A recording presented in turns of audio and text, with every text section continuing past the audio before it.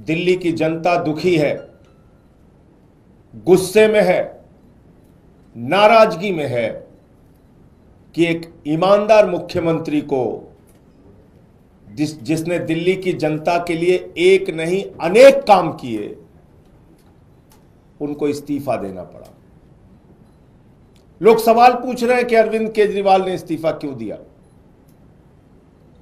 लोग सवाल पूछ रहे हैं कि अरविंद केजरीवाल को इस्तीफा देने की जरूरत क्या थी। उन्होंने तो ईमानदारी से दिल्ली के 2 करोड़ लोगों की सेवा की, फिर क्या आवश्यकता थी उनको इस्तीफा देने की। आपने देखा होगा पिछले 2 साल से लगातार भारतीय जनता पार्टी अरविंद केजरीवाल को बदनाम करने की कोशिश कर रही है। भ्रष्टाचार के झूठे आरोप उनके खिलाफ खड़े किए गए, बेबुनियाद निराधार जिसमें 1 रुपए का सबूत नहीं मिला, ऐसे आरोप उनके ऊपर लगाए गए। बीजेपी वालों ने उनको भ्रष्टाचारी कहा, उनकी ईमानदारी पर सवाल उठाया। कोई आम नेता होता, कोई मोटी चमड़ी वाला नेता होता, उसको कोई फर्क नहीं पड़ता, वो अपनी कुर्सी से चिपका पड़ा रहता।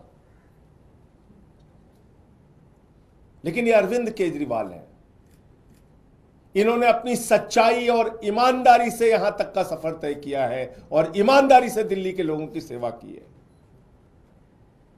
सुप्रीम कोर्ट ने उनके हक में फैसला भी दे दिया, एक ऐसे मामले में जिसमें जमानत मिलना लगभग नामुमकिन होता है।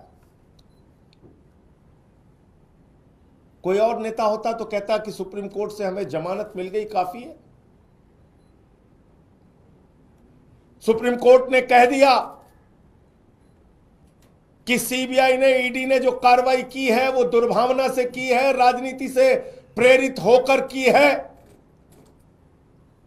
पिंजरे में बंद तोते की तरह काम किया है।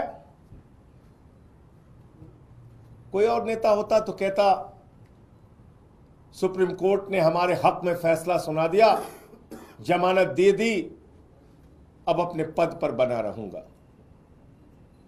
लेकिन अरविंद केजरीवाल ने तय किया, हम जनता की अदालत में जाएंगे। जनता की अदालत में जिसकी सेवा हमने ईमानदारी से की है, पिछले 10 सालों में हम उनके पास जाएंगे और उनसे अपनी ईमानदारी का प्रमाण पत्र लेके आएंगे। मुझे पूरा भरोसा है दिल्ली की जनता प्रचंड बहुमत के साथ अरविंद केजरीवाल को ईमानदारी का प्रमाण पत्र देगी, कि उन्होंने पूरी सच्चाई के साथ, ईमानदारी के साथ दिल्ली के लोगों की सेवा की है। मुख्यमंत्री के तौर पे बहुत सारी सुविधाएं किसी भी व्यक्ति को मिलती हैं, अरविंद केजरीवाल को भी वो सुविधाएं मिली हैं।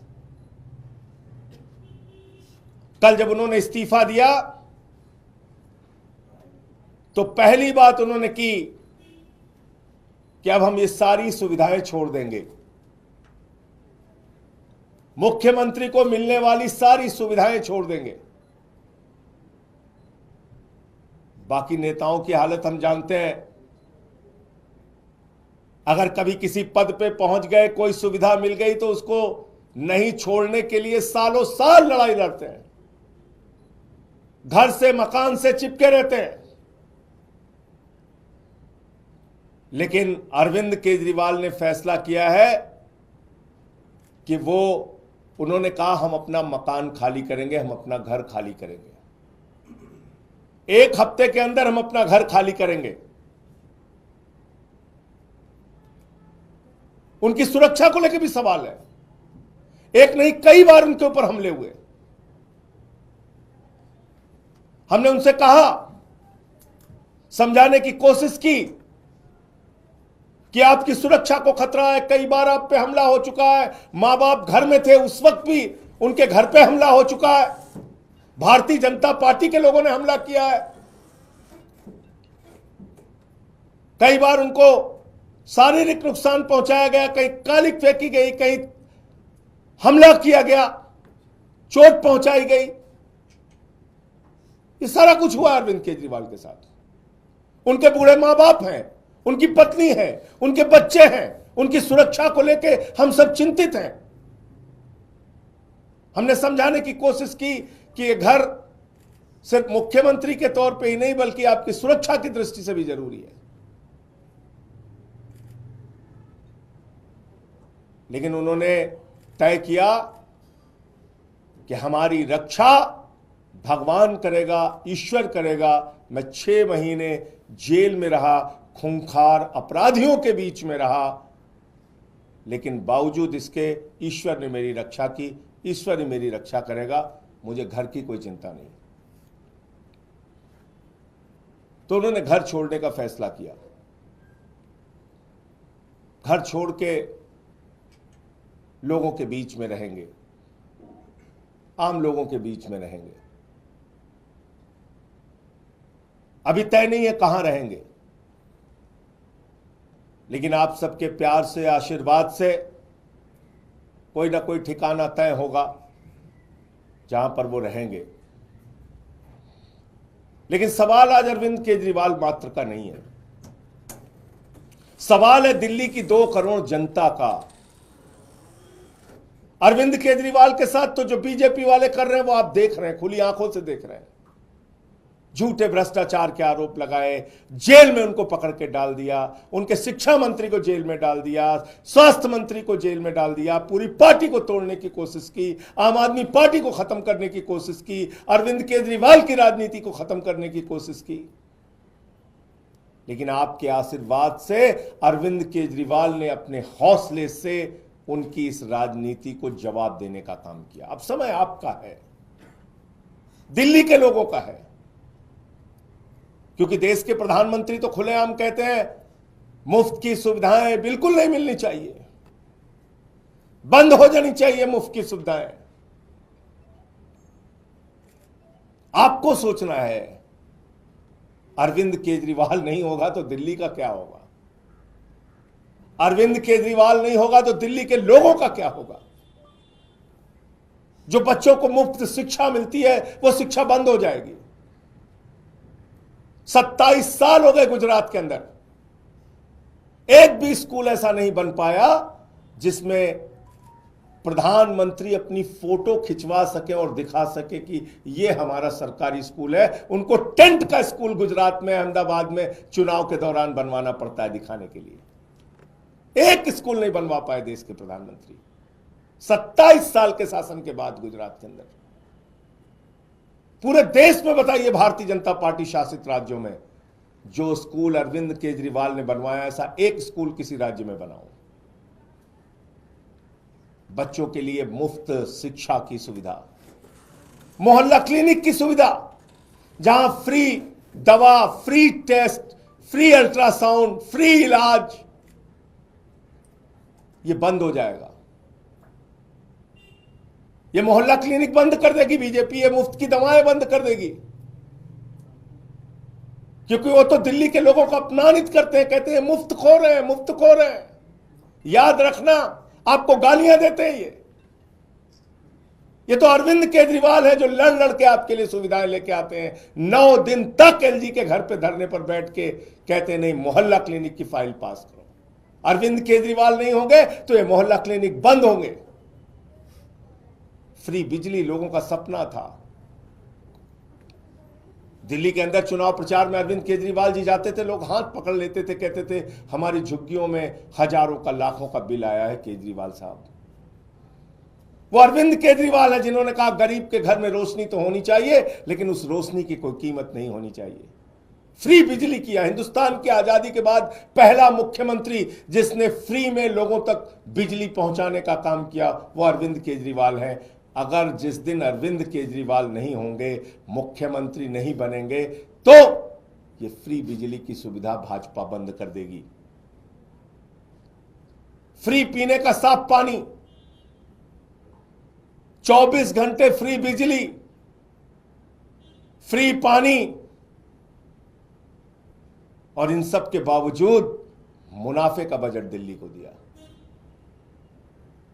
माताएं बहनें जो हमारी मजदूरी करती हैं, हमारी बच्चियां जो कॉलेज में जाती हैं, जिसका पिता रिक्शा चलाता है, ठेला लगाता है, वो सुबह उठता था तो अपनी जेब की तरफ देखता था। बेटी को स्कूल भेजना है, कॉलेज भेजना है, जेब में पैसा होगा तो बेटी कॉलेज जाएगी, वरना नहीं जा पाएगी। इस दर्द को दिल्ली के मुख्यमंत्री अरविंद केजरीवाल ने समझा। उन्होंने कहा बेटियों के लिए, माताओं बहनों के लिए, मजदूरी करने वाली हमारी माताओं के लिए बस की यात्रा फ्री होगी। केजरीवाल नहीं होंगे तो ये बस की यात्रा की फ्री सुविधा खत्म होगी। इसलिए दिल्ली के लोगों आपको तय करना है। ये सारे काम, फ्री बिजली, फ्री पानी, फ्री शिक्षा, फ्री इलाज, मोहल्ला क्लिनिक, माताओं बहनों के लिए बस की फ्री यात्रा और बुजुर्गों के लिए श्रवण कुमार बनके उनकी तीर्थ यात्रा कराने का जो संकल्प और काम पूरा किया है अरविंद केजरीवाल ने, भारतीय जनता पार्टी ये सारी की सारी सुविधाएं बंद करेगी, समाप्त करेगी, क्योंकि देश का प्रधानमंत्री और बीजेपी का सबसे बड़ा नेता नरेंद्र मोदी जी वो कहते हैं घूम घूम कर कि मुफ्त की सुविधा समाप्त होनी चाहिए, खत्म होनी चाहिए, मुफ्त की सुविधा तो मिलनी ही नहीं चाहिए। ये तो केजरीवाल है जिन्होंने कमाल करके दिखाया। सारी सुविधाएं देने के बावजूद मुनाफे का बजट दिया दिल्ली में। केजरीवाल ने एक नहीं अनेक बार कहा है कि दिल्ली के अंदर अब तक जो सरकारें थीं उन्होंने आपको धोखा देने का काम किया। खजाने में पैसे की कमी नहीं है, सरकारों की नीयत में कमी थी। और उन्होंने साफ नीयत से, ईमानदारी से दिल्ली के लोगों की सेवा की। तो अब दिल्ली के लोगों को तय करना है, दिल्ली के लोगों को अब संकल्प लेना है, दिल्ली के लोगों को अब जवाब देना है। जनता की अदालत में अरविंद केजरीवाल जी जाएंगे और मुझे पूरा यकीन और भरोसा है कि जनता की अदालत से अपनी ईमानदारी का प्रचंड बहुमत का प्रमाण पत्र लेके आएंगे।